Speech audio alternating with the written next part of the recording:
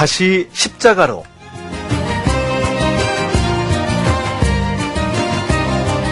매주 수요일마다 우리의 신앙을 일상의 삶에 적용시켜보는 다시 십자가로 시간을 갖고 있습니다. 오늘도 눈먼 기독교의 저자 광명 계명교회 박태양 목사님 자리해 주셨습니다. 할렐루야 목사님 안녕하세요. 네, 반갑습니다. 송 PD님. 네. 아버님이 목회자시잖아요. 네. 어렸을 때부터 성경을 가까이 할 수 있는 집안 분위기가 있었겠죠? 없었어요.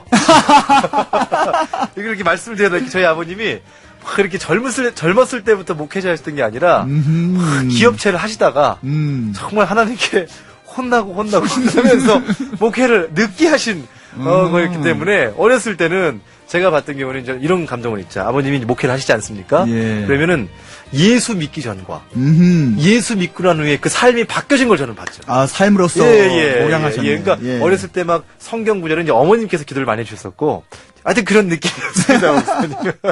그렇군요. 예. 목사님의 예상과는 많이 다르죠? 네, 그렇죠. 정말 다른데요. 네.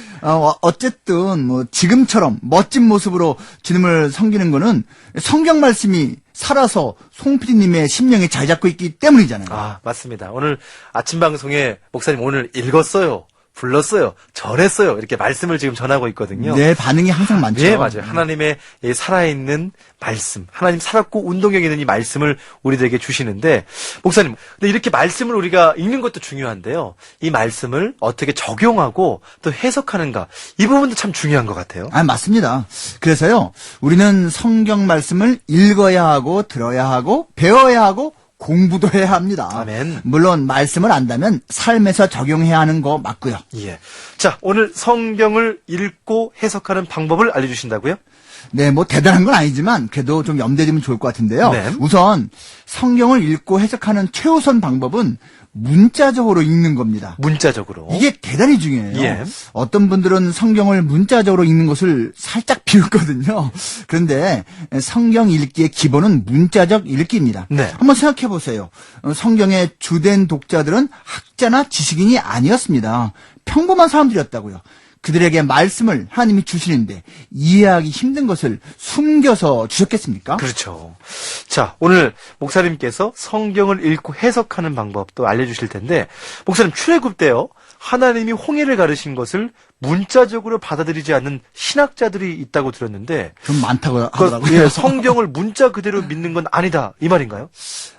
그러한 태도는요, 예. 사실 성경의 이적을 믿지 않겠다는 신념을 가진 분들이 그렇게 주장하는 거예요. 그들은 출애굽 사건 자체가 역사적으로 증거가 없다고 말하기도 하고요. 그 홍해는 그냥 갈대가 우거진 그러한 조그만 늪 같은 거라고 주장하기도 하죠. 예. 그러면 생각해 보세요. 그 조그만 늪을 이스라엘 백성들은 다 잘 건넜는데 애굽 군사들은 죄다 빠져 죽었다. 이렇게 되잖아요. 이건 또 말이 안 되잖아요. 이런 게 바로 인본주의적인 성경 해석이 아닌가 싶은데, 예수님이 죽은 자 가운데서 육체가 정말 살아나셨다라는 것, 문자 그대로 인정하지 않은 크리스천도 있는 것 같아요. 네, 있죠. 예를 들면 사랑이 이긴다라는 책으로 알려진 미국의 라벨 목사 같은 사람이 그런 말을 잘합니다. 문자적으로 성경을 믿는 것을 거부하는 사람은요, 언제나 사건의 의미를 대신 내세웁니다. 네. 부활이 진짜 일어난 것은 아니지만 그것이 우리에게 주는 의미가 있다는 거예요. 성경의 의미가 중요한 건 맞아요. 그런데요, 그 전에 사건 자체가 진실이라는 것을 믿어야 합니다. 그게 우선이에요. 네. 문자적으로 성경 읽기를 말씀해 주셨는데, 자, 이게 성경을 해석하는 유일한 방법은 아니잖아요? 물론이죠. 문자적으로 성경을 읽고 해석하면서 함께 유념해야 하는 해석 법칙이 바로 문맥에 맞춰서 해석하기입니다. 문맥에 맞춰서 해석하기요? 네. 성경이 진리라고 해서 그 단어와 문장을 여기저기서 짜깁기해서 새로운 엉뚱한 진리를 만들어내면 안 되는 거예요. 예를 들어서 이사야서 34장 너희는 여호와의 책에서 찾아 읽어보라. 이것들 가운데서 빠진 것이 하나도 없고 제짝이 없는 것이 없으리니 라는 구절이 나오잖아요. 그렇죠. 이것을 신구약 성경 구절이 모두 짝이 있다는 식으로 말하면 안 되는 겁니다. 이 구절 뒷부분이 이렇게 나오거든요. 이는 여호와의 입이 이를 명령하셨고 그의 영이 이것들을 모으셨습니다. 여기서 짝은 짐승의 짝이에요.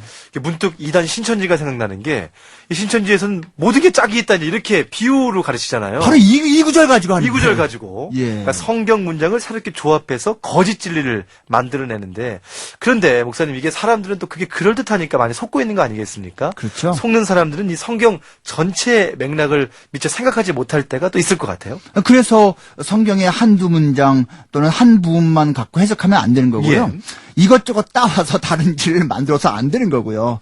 우선 문자 그대로 믿되 전후 문맥에 맞게 성경 전체의 맥락에 맞춰서 해석해야 합니다. 네.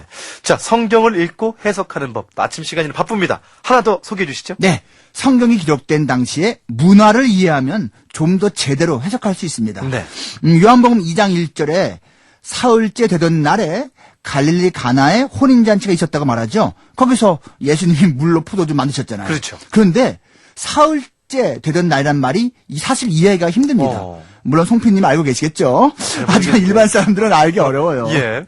자, 사흘째란 말, 문자 그대로 또는 문맥에 맞춰서 해석하기 힘든데, 유대인들의 문화 속에서 해석이 된다는 거죠? 네, 한마디로 말하면 화요일이에요. 당시 유대인들은 자신들의 안식일인 토요일로 한 주가 마감되고 그 다음 날부터 새로운 주가 시작된다고 여겼거든요. 그렇죠. 그래서 일월 화요일입니다. 이건 문장이나 문맥이 아니라 문화 이해의 문제입니다. 이런 예를 하나만 더 말씀해 주시죠. 네, 예수님이 부활하시던 날 새벽에 왜 여인들만 무덤을 찾아갔을까요? 남자 한두 명이라도 가이드 또는 뭐 보디가드로 그렇죠. 함께 했어야 하지 않나요? 그런데 그날 예수님 부활의 첫 증인들은 오직 여자들 뿐이었습니다.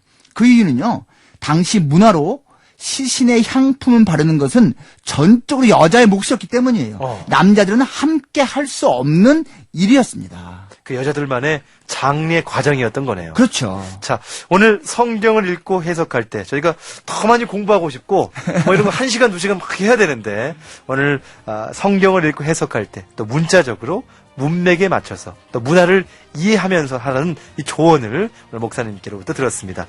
오늘 다시 십자가로 지금까지 광명계명교회 박태양 목사님과 함께했습니다. 성경을 잘 읽고 잘 해석하고 잘 적용하며 사는 우리가 되기를 바랍니다. 축복합니다.